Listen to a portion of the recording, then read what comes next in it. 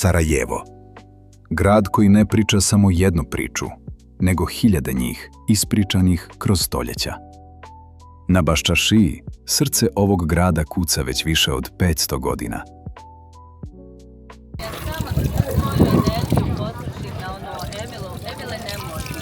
Dok hodeš Kaldrmom, čuješ zvuk čekića po bakru, osjetiš miris svježe kafe i tradicionalne hrane i na trenutak imaš osjećaj kao da si zakoračio u prošlost.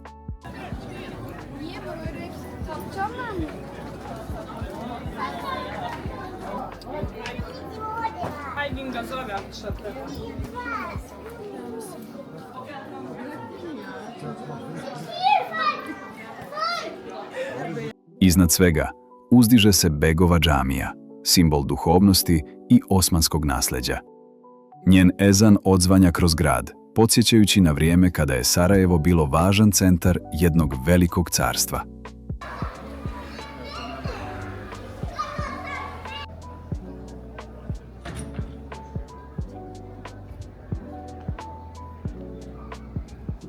Ali samo nekoliko minuta dalje, slika se mijenja.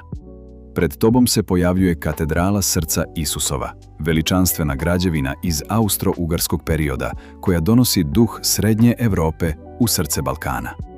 Njena arhitektura, njena tišina, njen osjećaj, potpuno drugačiji svijet, a opet savršeno uklopljen u Sarajevo.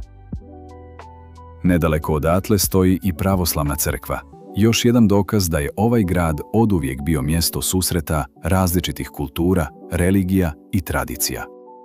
Rijetko gdje na svijetu možeš vidjeti da džamija, katedrala i crkva stoje tako blizu, gotovo jedna pored druge.